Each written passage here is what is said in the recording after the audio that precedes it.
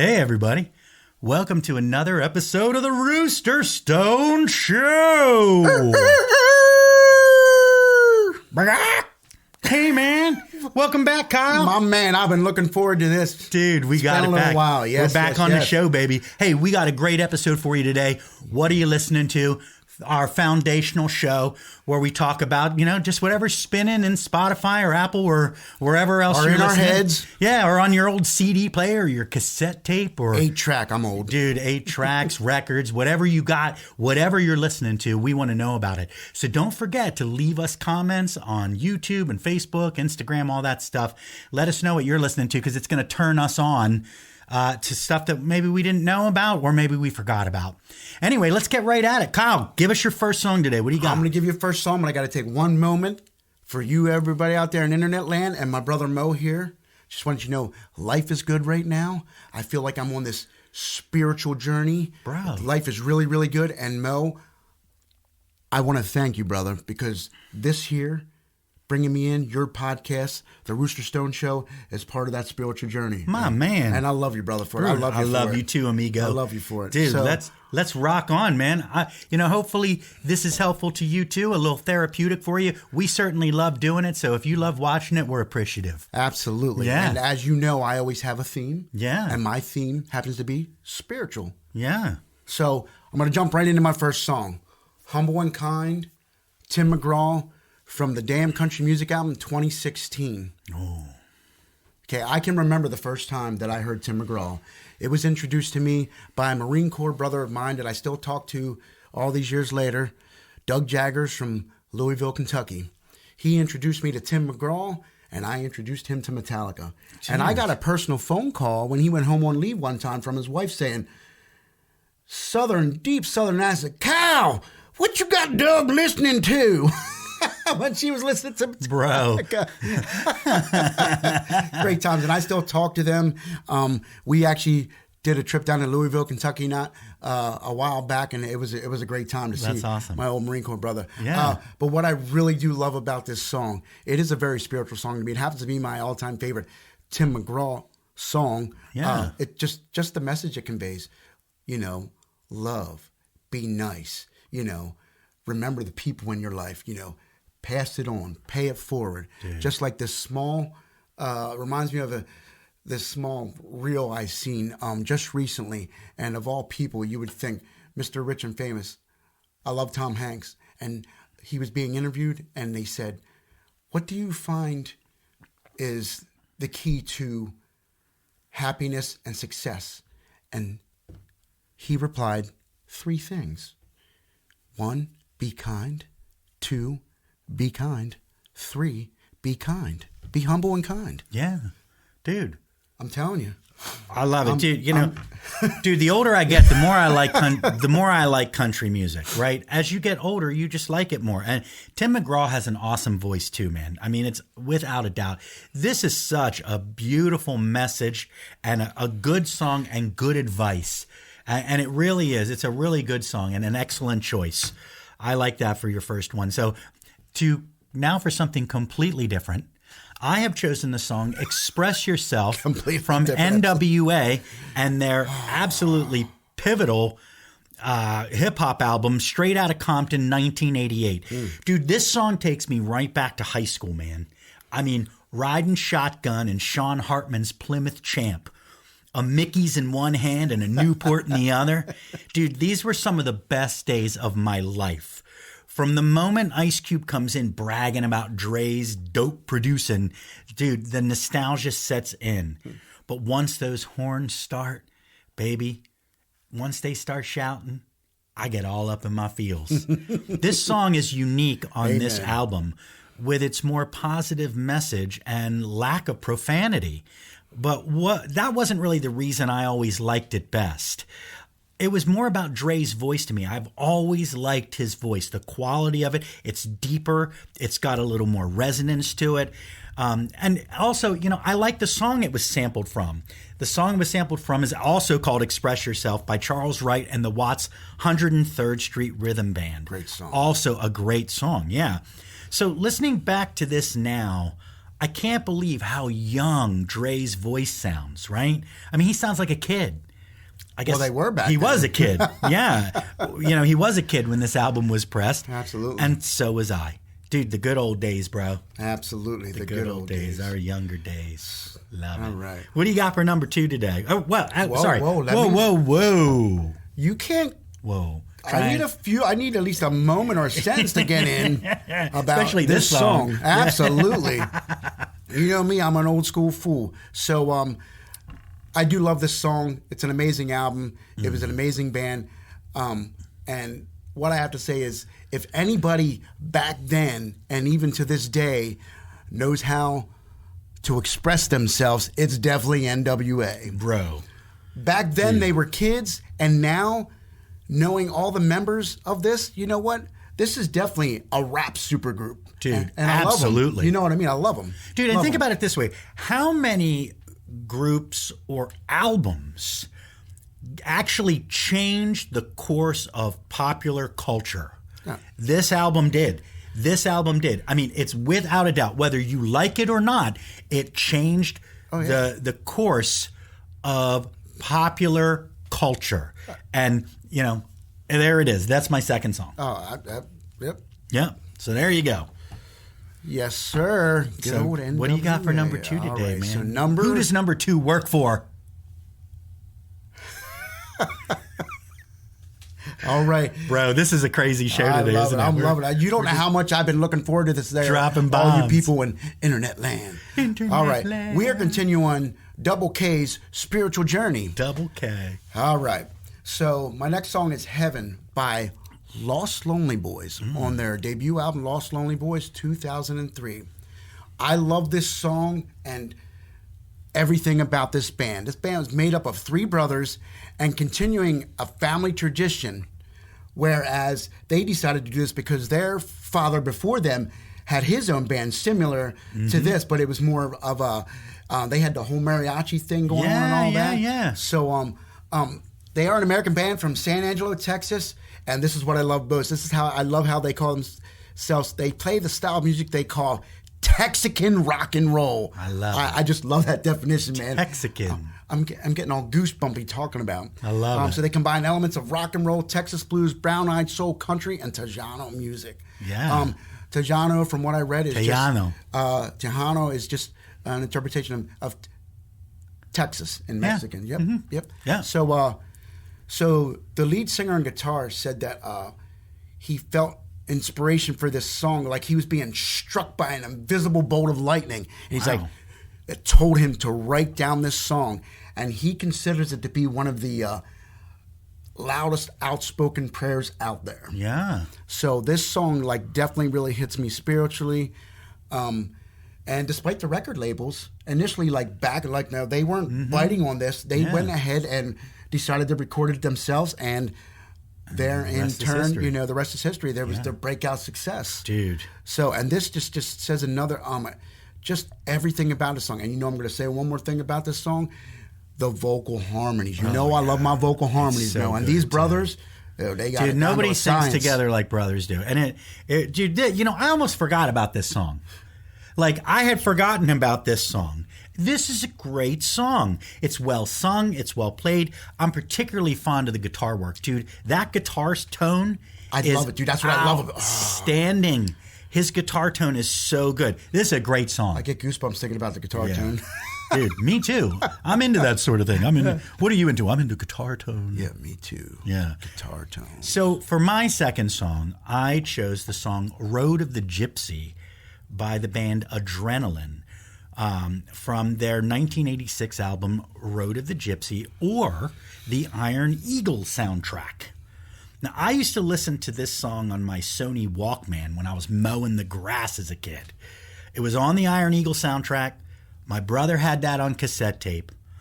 Back in those days, resources were a lot more limited. We didn't have Spotify and YouTube. We couldn't stream music. We had to go and buy the albums we wanted. So one way that we found that we could get more variety was by purchasing movie soundtracks, which had different artists on them, right? I mean, we just did the best movie soundtracks of '86, which is hilarious. 'Cause I didn't put this song on there. It almost made it, but it didn't get on there. But dude, movie soundtracks were a way for us to get a various artist, compilation that we could get. And usually they were always pretty good tunes. I mean, that's where they were chosen for the movie, right? But this soundtrack, by all metrics, man, was one of the good, really, really good soundtracks. Because, sometimes you'd buy a soundtrack for one song and the other songs would be like, but this was a good one. I mean, it had songs by Queen. Dude, it had Dio and Katrina and the Waves. You'd pick a Katrina and the Waves song back in, I'm walking on sunshine. See, yeah, it wasn't that song, but this was a really good, this was a really, really, really good soundtrack. But it was always this song that I loved the best. I mean, it's the perfect 80s montage song. The way it builds, all the layers. I mean, these guys are from Detroit, for God's sakes, right? Dude, that was a totally different town in the 1980s than it is now. I mean, it was like 10 times bigger, right? But what a great rock song. I mean, it has a saxophone solo in it, man. It's the 80s. Oh, I love it. Dude, whatever happened to saxophone, man? I don't know, but I love a good saxophone solo. Bro, I'm a horn lover, man. Rock band. Dude, I feel like I feel like that instrument needs to make a comeback. It does. You want to teach me how to play it? Dude, I don't know how to play it. All right. So you're gonna have to find another teacher for that. I got a lot I can teach, but I can't teach that. So, all right, hey man. So what do you think of this song, Kyle? What do I think of this song? It just takes us right back to that other podcast you had mentioned. 1986 for movies and soundtracks was just an amazing year.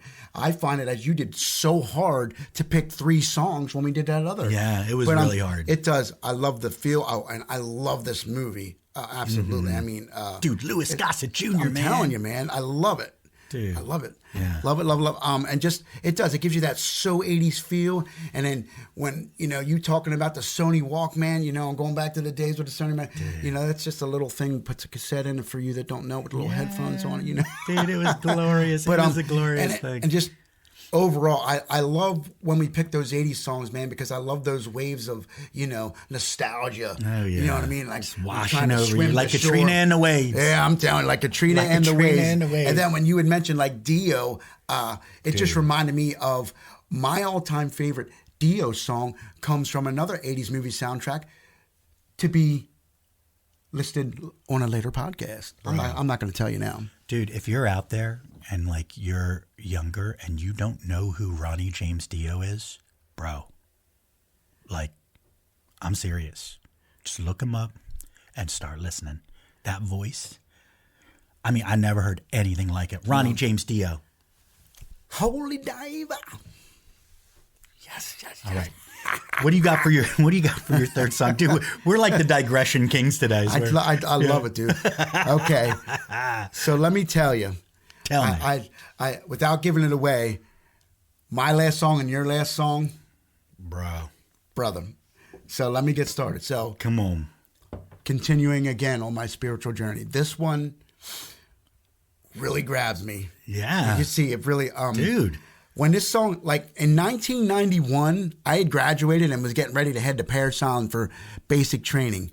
This song was non-existent in my 1990s heavy metal head. Mm-hmm. Back then, I would have said, if I would have told my friends I was there, they would have been like, shut your face. Bro, you'd have lost your man card. They would have said, stop your face right now. Yeah. It's like, but anyway, so getting right into it. Walking in Memphis, Mark Cohn's self-entitled debut album from 1991. This song, like I said, it touches my music-loving soul. Mark explains that this song, Walking in Memphis, is 100% autobiographical, detailing a spiritual awakening during a 1985 trip to Memphis, which I put this on my bucket years ago. I have to see Graceland. I have to see it. Bro. Have you seen it? No. I know. I drove by it. Right. I mean, because I'm going to be honest real quick. When it comes to that music back then and the way what I was brought up on, I like Elvis, but I'm a Fab Four fan. But listening to this. You don't have to choose. I know you I don't can have like to them both. I do. Yeah. I like the Beatles a little more. But you know what? This song makes me just want to like be able to like hug Elvis. I know it sounds crazy. Sorry, people, I'm getting a little. No, it's as good. I get older, I get a little. Visceral reactions are great. We like that on this show. So the song is filled with real Memphis locations and figures. Beale Street, W.C. Handy, and Al Green are all name checked. Al Green. Muriel refers to Muriel Wilkins, a gospel singer performed at the Hollywood Cafe near Memphis. And he, as again, mentions this in the song. What I find really cool about this, as he talks about the song, is he finds it ironic that he wrote such a gospel-influenced song because he is Jewish. Mm-hmm. And that's why he loves that line, you know, tell me, are you a Christian child? And he says, ma'am, I am tonight. Could only come from, he says, as he would say, a Jewish perspective. Yeah. And this song, I could listen to the song over and over again on repeat like I have.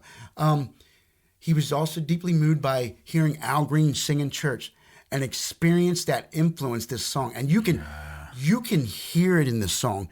You can feel this song. I mean, I've never been to Memphis, but every time I listen to the song, I feel like I have. Sure. The only thing I don't think he mentions in here that is definitely number one on my list in Memphis is something you mentioned in your song. So we're going to leave that to you, brother. Bro. You know what I'm saying? Yeah. Oh, I know exactly what you're saying. Dude, first of all. Sorry. First of all, dude, this song is such an iconic song, man. That piano, his voice. I mean, dude, it really takes me back, man. It really takes me. This is such an emotionally charged song. Good choices today, DJ Kless. Good choices. Yeah, this is a great song. So, you know, oddly enough, you know, I picked the song That's All Right by Elvis Presley for my last song. It's a single from 1954. This song was originally recorded by Arthur Crudup and released in 1946 as That's All Right, Mama. All right, but it ended up achieving lasting fame as the debut single of The King as That's All Right. Dude, this song, Elvis's voice, that old school guitar, even the quality of the recording. If I close my eyes, I can see the inside of Sun Records and all those boys gathering around to sing in the can. Dude, this song was made to be played on an old transistor radio or on some giant boat of a car from the 1950s with a whale tail. That's its place. Elvis doesn't get the same love as the Beatles in these after years, right? I mean, it's a shame too because his catalog is fantastic. But when you look back, you have to remember that when the Fab Four came to America, even they went to pay homage and kiss the ring of the king. Long live the king. Amen, brother. Amen. Long live the king. Long live the king. Thank you. Thank you very much. What do you think about this song, man? You like this tune? I absolutely love it. Everything through your description, I like that. If I'm just the guitar, that old, it almost gives you that bluesy country, a pinch of that country feeling. It's that rockabilly, man. That rockabilly. Yeah. I love it. I love that. And again, you know what? When I think of Elvis versus the Beatles, one thing I do love about Elvis is it's all part of my journey. Mm-hmm. I feel Elvis is very spiritual, and we all know Elvis was very spiritual. And when you think Elvis, I think. And the older he got, the more spiritual his music got. He did, and I love every second of it. You know what I mean? It's we often we overly emphasize the influence of blues music in the creation of rock and roll, and we don't give country music its rightful place as an equal influence on rock and roll. But it is, and it was. And early rock and roll was this sort of combination of those two things, into what we call nowadays rockabilly, right? Yeah, absolutely. But that's really what it was. It was a combination. There were so many things and so many styles from so many different cultures converging to make this very uniquely American music. And I just love it. I love that I can still talk about it. The foundation is there, man. I mean, we're talking about 70 years later, man. It's 70 years since this song was recorded. And it still right? holds, it still holds up, man. It's still a great song. So, hey, because Elvis is the king, bro. Dude, you know what I love the most about this episode today? What's that? I mean, other than seeing you, and seeing you too. The thing I like the most about this episode is I've already got 2/3 of a future What Are You Listening To with Ronnie James Dio and Al Green. Yeah. I mean, just the mention of those two people, I'm like, I can't believe I haven't had songs from them on this show. Bro, there it is. It's right there. That's right there. So, hey, man, thank you all for listening so much. You know, we're trying to wish you a happy new year, man. I mean, I love you people. It's going to be a new year. It's going to be season 2 of the Rooster Stones show coming at you live real brother, stand soon. up and give me a hug, brother. Stand up and give me a hug. I ain't going to stand, but I'm not going to stand. Brother. I'm going to stay. You, we want to stay in the picture, bro. But hey, you know what, man? I'm so happy. It's going to be a new year, and we're all going to have a better year. And I want to remind you that this is a chance for you to reflect on yourself and reflect on your actions and try. All of us need to try to just love each other a little bit more. And continue to express yourself. Yeah. And you know what, man? I'm going to wish you what I always do, but I'm going to mean it just a little more today. Yes. I wish you peace and one love.